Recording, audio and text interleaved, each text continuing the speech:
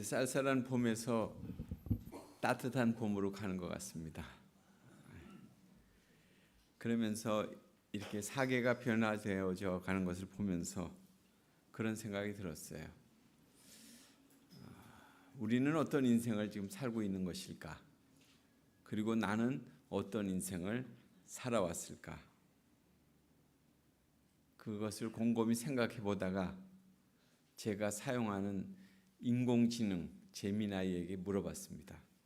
성공한 인생과 실패한 인생의 그 차이를 믿음의 관점에서 본다면 어떻게 말해줄 수 있는가를 한번 물어봤어요. 그랬더니 제가 지금 얘기하는 건 거기서 나온 얘기들 좀 정리한 거예요. 인생을 믿음의 시선으로 바라본다고 하는 것은 우리가 세상을 보는 것, 어떤 그러니까 어떤 결과를 가져왔나, 이 결과에서 본질로 옮기는 것과 같다. 그러니까 상당히 시각 차이가 있는 거죠. 세상적인 기준과는. 흔히 말하는 세상적인 성공 기준은 무엇을 가졌는가이면 믿음의 관점에서 이 성공은 어떤 모습으로 살아가고 있는가, 이것이 더 중요하다, 이런 얘기를 하고 있습니다. 그러니까 믿음의 관점에서 성공과 실패의 차이를 몇 가지 핵심적인 가치로 정리를 해주었는데요. 첫 번째는 뭐냐면 성공의 정의는 뭐냐? 결과가 아니고 신실함이다. 신실함. 그러니까 세상적인 성공은 종종 목적지에 도달해야 되고 또 남들보다 높은 곳에 오르는 것으로 이렇게 정의되고 있지만, 믿음의 관점에서 성공은 자신에게 주어진 삶을 얼마나 신실하게 대했는가가 중요하다는 거예요. 그러면서 청지기 의식을 가져야 된다는 거예요. 청지기 의식. 내 삶, 내 능력, 내 자원들이 온전히 나의 것이 아니라 잠시 나에게 맡겨진 것이라는 것을 인지하면서 살아가야 된다. 또 여기서 더 놀라운 사실은요, 제가 이 노트북을 가지고 늘 작업을 해서 그러는지 저에 대한 얘기를 하는 거예요. 여기서 이웃을 돕고 공동체를 위한 주택을 고민하는 이런 작은 발걸음, 그것이 나를 통해서 세상이 얼마나 따뜻해졌는가, 이것이 성공의 척도가 된다, 이런 말을 딱 던져주는 거예요. 제 관심이거든요, 이게. 또한 과정의 정직함에 대한 얘기를 합니다. 믿음은 결과가 좋으면 과정은 상관없다고 하는 논리를 거부한다는 거예요. 뭐로 가면 서울만 가면 된다, 이런 얘기는 절대 반대라는 거죠. 비록 눈에 보이는 성과가 더딘다 할지라도 정직하고 선한 방법으로 걸어온 하루하루가 쌓인 삶이 바로 그것이 성공한 인생이다, 이렇게 정리해 줬고요. 또 실패에 대한 얘기를 했는데, 실패는 뭐냐면 멈춤이 아니라 단절이라는 거예요. 많은 이들이 실수하거나 뜻대로 되지 않는 것을 실패하거나 두려워한다는 거죠. 하지만 믿음의 눈으로 볼 때에 진정한 실패는 멈추거나 실패하는 것이 아니라는 거예요. 소명과의 단절이 실패라는 거예요. 소명과의 단절. 하나님이 나를 부르신 것에 대해서 그것을 멈췄을 때 이것이 실패라는 거예요. 실패는 자신의 어떤 본질적인 사명, 또 혹은 내면의 목소리를 저버리는 것, 이게 바로 실패라는 거죠. 그러니까 우리의 현재적 삶에서 성공과 실패가 함께 지금 공존하고 있는 거예요. 고난을 겪고 넘어지는 것은 성장의 과정이지만, 고난 앞에서 자신의 가치를 잊어버리고 이웃과 사랑으로부터 마음을 닫는 것, 이것이 진정한 실패다, 이렇게 정의하고 있어요. 그래서 실패자는 주로 교만과 고립된, 그래서 자신을 완성된 존재로 착각하거나 타인의 연결을 끊어버리는 그런 것들이 바로 영적인 의미에서 실패다, 이렇게 얘기합니다. 그러니까 믿음이라고 하는 것은 끊임없이 서로 연결되어 있음을 깨닫는 과정, 하나님과 나, 또 같은 믿음의 동료들끼리 연결되어 있다, 이걸 깨닫는 것, 이걸 믿음입니다. 그래서 성공과 실패를 가르는 세 가지 지표를 얘기하고 있는데요. 믿음의 관점에서 인생을 성찰할 때 이 세 가지 질문을 우리가 성공적인 삶을 살아가는가를 하는 이정표가 된다는 거예요. 첫 번째는 뭐냐면 성공의 지표와 실패의 지표가 뭐냐면 태도에 있다는 거예요. 태도. 그러니까 나에게 주어진 소명에 대해서 내가 어떻게 응답하는 삶을 살고 있느냐, 이건 성공적인 삶을 사는 거예요. 그러나 그것을 회피하는 삶을 산다면, 현실과 본질을 외면한 채 산다면 그건 실패하는 삶이라는 거죠. 또 관계에 있어서도 그렇습니다. 타인과 공동체를 섬기는 그런 사랑의 통로로 내 삶을 살고 있느냐, 아니면 자기중심적으로 나만의 이익만을 추구하는 삶을 사느냐, 이것에 있어서 실패와 성공의 차이라는 거고요. 또 고난을 맞이했을 때 그것을 성숙의 기회로 삼느냐, 그러니까 아픔을 통해서 더 깊어지느냐, 아니면 환경과 타인을 탓하면서 원망의 어떤 원인으로 삼느냐, 이것이 이미 실패자라는 거죠. 그러면서 또 저한테 지적을 해주기를 어떻게 지적해 주냐면, 당신의 삶에 대하여 지금 고민하고 계신 공동체 주택이나 청소년 사역에 대한 헌신은 그 자체로 매우 높은 차원의 성공을 향한 여정입니다. 이렇게 칭찬을 해주더라고요. 놀라웠어요. 주님이 저에게 말씀해 주는 것 같더라고요.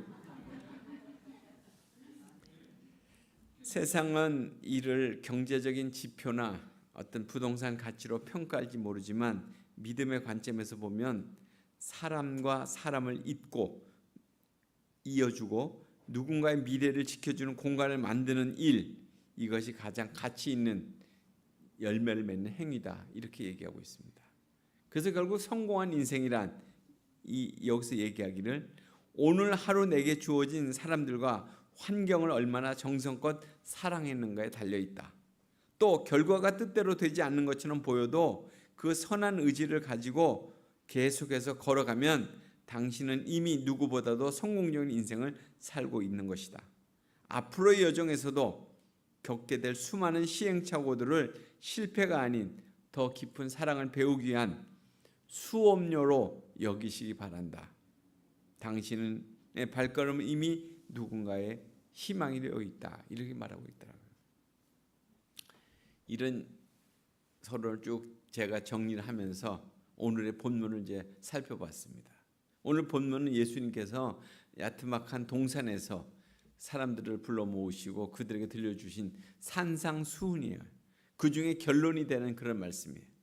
5장에서 마태복음 5장에서 7장에서 산상수훈의 말씀을 주시던 그 예수님은 최종적으로 그 말씀을 받아들이는 인생, 거부하는 인생을 소개하면서 우리에게 지금 도전을 주고 계시는 거죠.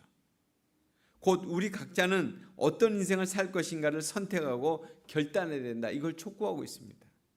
그러면서 우리가 가장 신실한 인생이 무엇인가를 가르쳐 줌으로써 그것에 대한 어떤 예로 우리 인생을 집 짓는 것에 비유해서 말씀을 해주고 있습니다.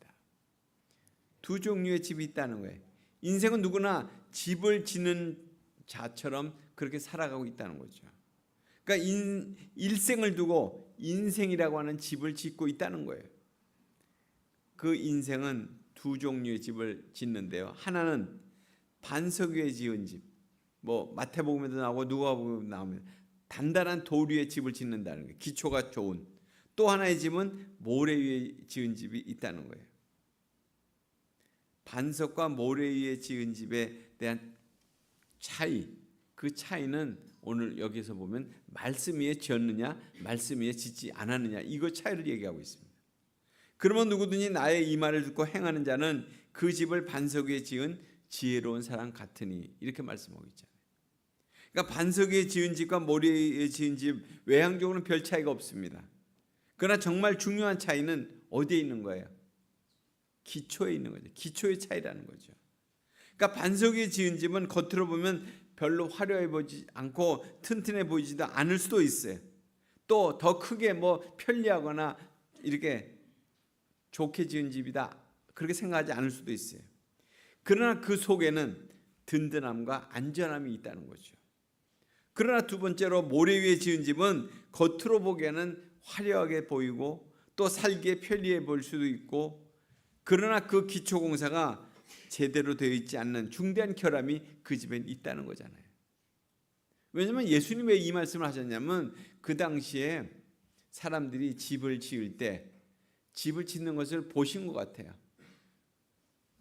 그러니까 그 동네에 살고 오래 지냈던 사람들은 어디가 물이 나고 어디가 집안이 튼튼하고 이것을 알기 때문에 좀 이렇게 비탈 같은데 좀 이렇게 깎아내면서 좀 힘을 들여서 집을 짓는 사람이 있는가 하면 외지에서 온 사람들은 당장 집이 필요하니까 당장 어떻게 보면 평평한 곳에 그곳이 어떠하든 게 상관없이 뭐 모래 집안이든 상관없이 빨리 거기다 집을 짓는 그 모습을 보면서 지금 예수님이 이런 비유를 말씀하신 거죠. 이처럼 기초가 중요하다는 거예요. 인생에 말씀이 중요하다 이런 말씀을 지금 하고 계신 거죠. 보편적으로 사람들은 집에 관심이 많잖아요. 그러나 중요한 것은 그 집이 아니라 그 집의 기초가 어떻게 되어 있느냐가 가장 더 중요하다는 거예요. 곡식 뭐부터 생깁니까? 껍질부터 생겨요. 그리고 그 속에 알맹이가 생기는 거잖아요. 그러니까 껍질을 벗겨내고 그리고 우리는 알맹이를 먹는 거잖아요. 신앙생활도 마찬가지입니다. 맨 처음에는 신앙의 형식을 배워요. 와서 예배 드리는 거, 기도하는 거 이런 형식을 배워요. 그러나 점점 더 성숙해지면 내용을 중요하게 여기게 되죠. 우리가 어떤 내용으로 기도해야 되냐, 또 어떻게 예배해야 되냐 이게 중요하기 때문인 거잖아요.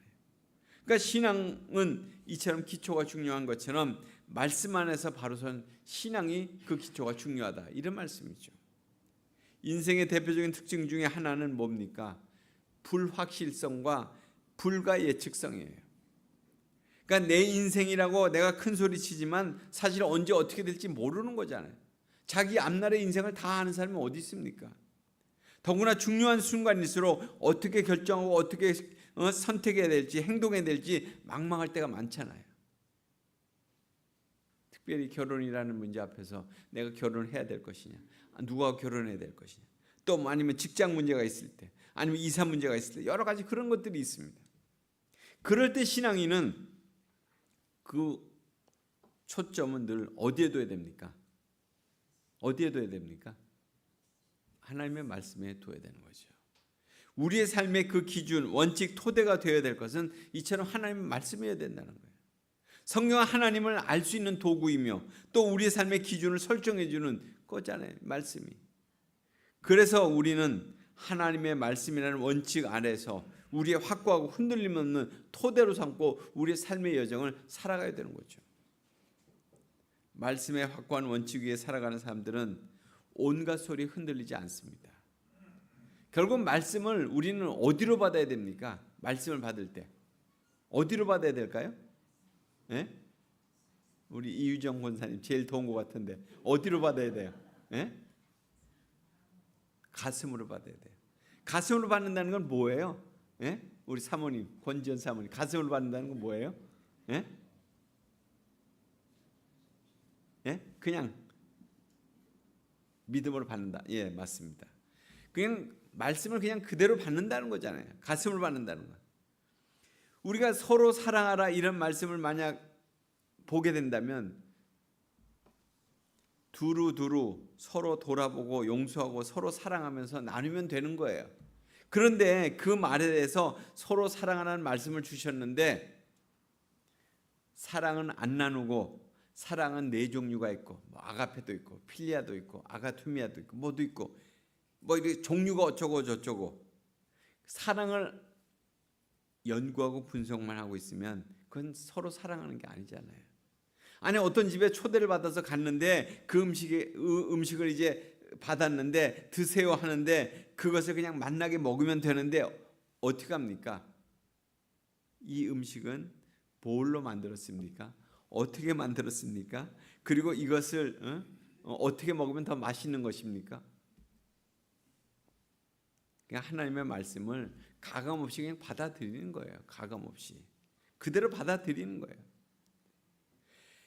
반석과 모래 위에 지은 집의 차이는 바로 마지막 때 드러나게 되어 있습니다. 비가 내리고 오늘 여기 창수라고 그랬는데 홍수가 나고 바람이 불고 그 집에 부딪히게 될 때 그때 이 집이 어떤 집인가가 결론이 안 나는 거잖아요. 반석이 지은 집 어떻게 된다고 그랬습니까? 우리 김창규 교원님 반석 위에 지은 집 어떻게 된다고 그랬어요? 반석 위에 지은 집 어떻게 된다고 그랬어요? 튼튼하죠. 맞아요. 무너지지 않고 견고하다는 거예요. 튼튼하다는 거예요. 근데 모래 위에 지은 집은 어떻게 된다고 그랬습니까? 무너지고 망해버린다고 그랬어요. 흔적도 없이 사라진다고 그랬어요. 결국 인생에 각종 시련과 고난이 있습니다. 특정인에게만 정해놓고 오는 게 아니에요. 대상을 가리지 않습니다. 저 사람에게만 고난이 오고 나에게는 안 올 거야, 이런 거 아니에요. 의인에게도 오고 악인에게도 똑같이 와요. 그 집이 어디에 지어졌던 간에 우환은 닥친다는 거예요.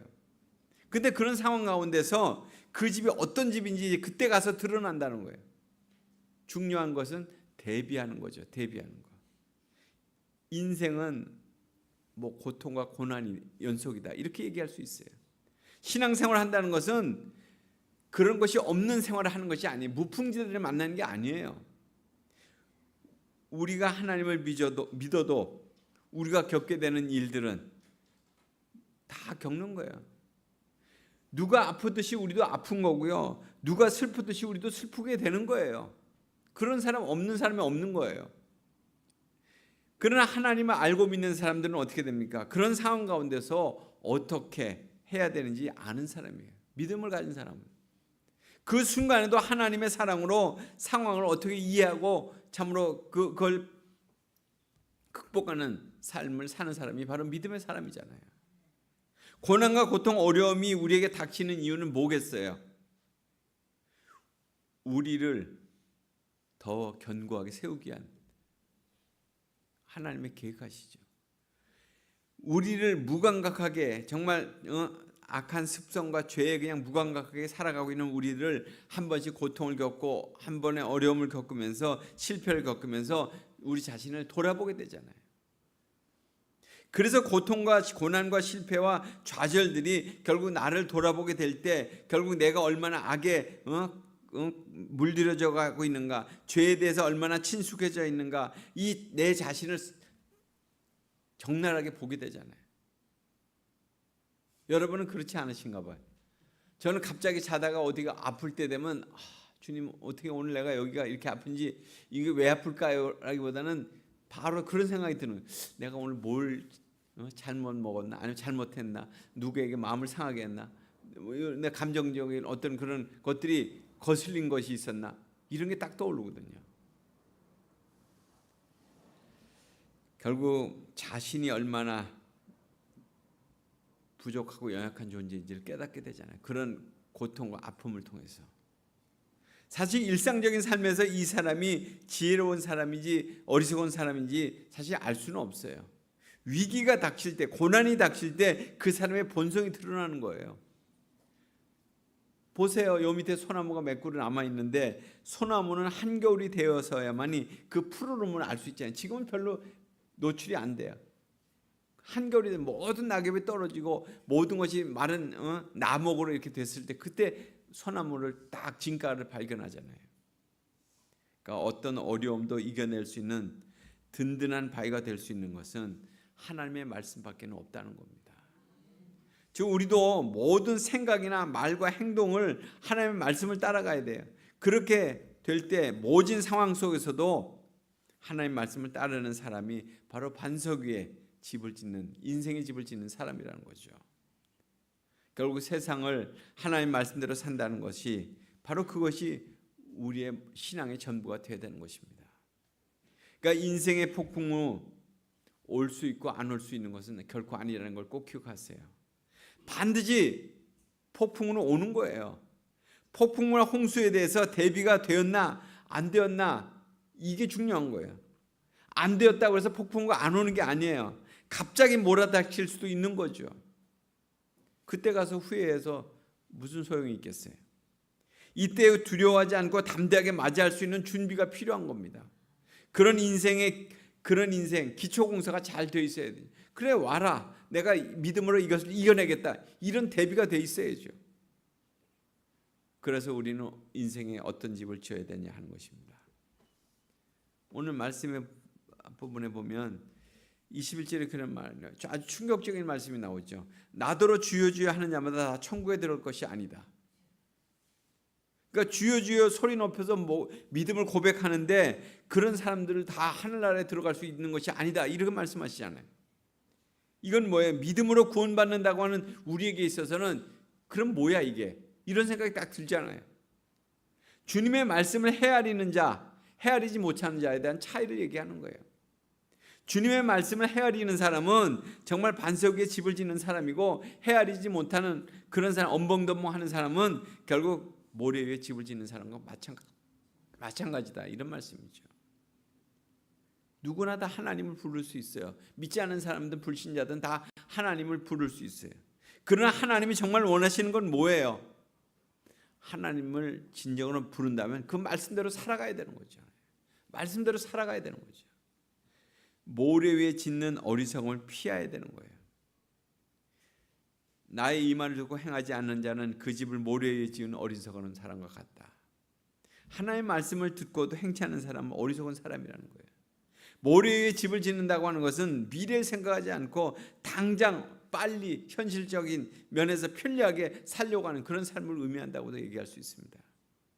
자기 욕심대로, 세속적인 가치관으로 그 인생을 그냥 만들어가는 거예요.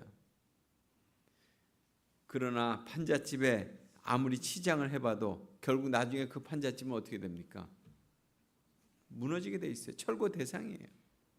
주여 주여 하는 신앙이라고 하는 것은 뭐 2번, 3번 부르는 것이 잘못된 거라고 하는 것이 아니라 주여 주여 하는 그것, 그렇게 기도하는 사람이 많죠. 기도의 응답은 부르짖는 자의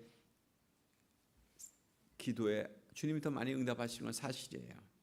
중요한 것은 그 자체가 잘못된 것이 아니라 응답 이후의 삶의 습관이 더 중요하다, 이런 말씀이죠. 주여 주여 하고 그 다음에 그렇게 믿고 의지한 그 주님을 내가 따라가고 있느냐, 이것이 더 중요하다는 거예요. 주님의 안타까움은 바로 거기는 주님의 뜻대로 행하는 겸손하고 진실한 모습으로 정말 살아가고 있느냐, 이것이 중요하다는 거죠. 이것은 바로 우리의 문제라고 할 수 있습니다. 주여 주여 2번 하다가 3번 붙여서 한다면 그것이 더 나은 것은 아니라는 거죠.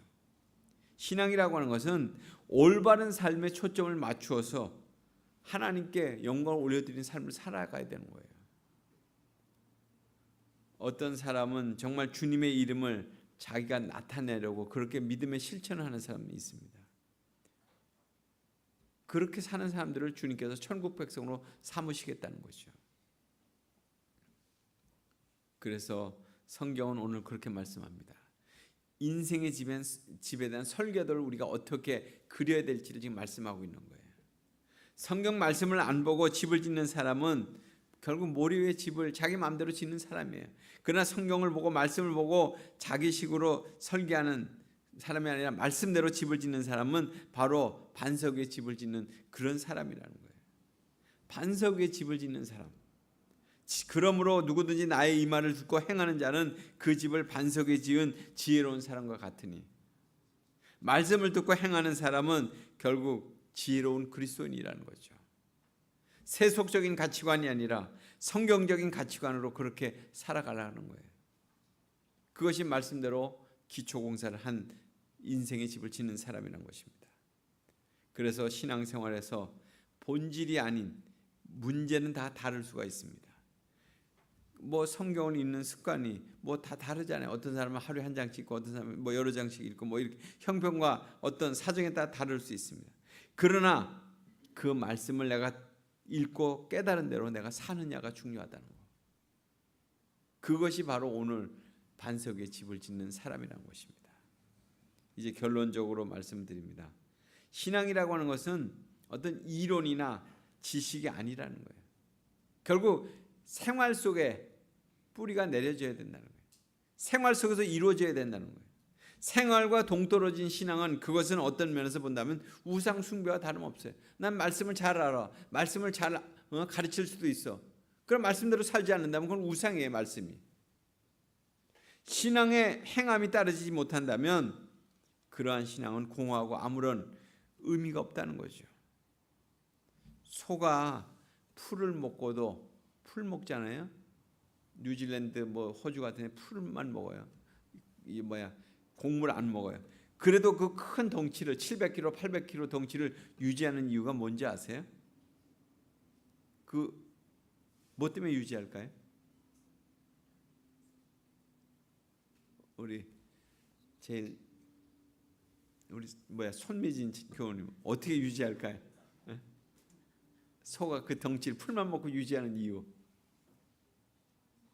예? 예은이가 물어볼 것 같은데. 예? 예? 많이 먹어서 풀을 많이 먹으니까 힘이 난다. 풀만 많이 먹으면 힘 날까요? 예? 예? 영양제를 먹는다. 소 영양제 먹는다는 얘기는 처음 들어보는데. 예? 소에는 위가 몇 개가 있습니까? 4개가 있습니다. 그 풀을 먹고 할 때마다 풀을 이쪽 위에서 또 한 번 다루고 또 이쪽 위에서 한 번 다루고 이쪽 위에서 한 번 반추하네. 반추동물이라고 그러잖아요. 여러 번.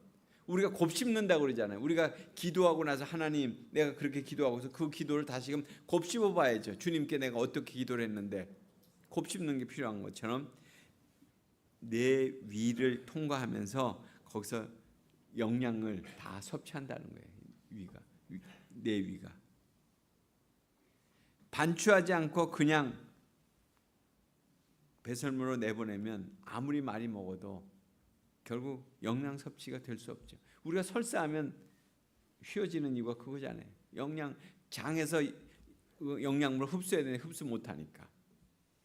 그러니까 아무리 말씀을 많이 들어도 그냥 내보내 버린다면 그러면 자양분이 되지 못하는 거죠.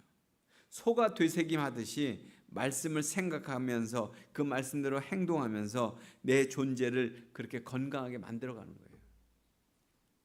이게 믿음 생활의 핵심이에요.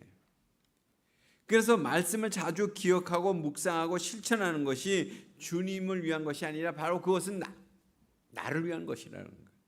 말씀을 듣고 배우고 지켜 행하는 자가 복이 있다. 요한계시록에 나오는 말씀이잖아요. 그러니까 복 있는 사람은 말씀을 듣고 아는 자가 아니라 어떤 사람이에요? 자기 삶에 적용하는 사람이에요. 적용. 그래서 우리가 이제 하나님의 말씀을 행동에 옮김으로써 반석에 나의 믿음의 집을 잘 지을 수 있는, 그래서 말씀의 믿음의 기초를 든든히 세우는 우리 모두 신앙 교우들이 되시기를 간절히 소원합니다. 같이 기도하겠습니다. 고마우신 하나님 감사드립니다. 오늘도 우리가 이 푸르름의 계절을 맞이하면서 만물이 소생하는 것을 보면서 우리의 믿음에 또한 새로운 역사가 일어나기를 기대하면서 오늘도 주의 말씀을 읽었습니다. 참으로 우리 모두가 반석 위에 집을 짓는, 그 믿음의 집을 짓고 인생의 집을 짓는 그런 복된 믿음의 소유자들이 다 되도록 축복해 주시옵소서. 그래서 저들의 그 인생의 그 아름다운 집에 주님을 모시고 참으로 복된 생애를 살아가는 모든 주님의 백성들 되도록 축복해 주옵소서. 예수님 이름으로 기도드립나이다. 아멘.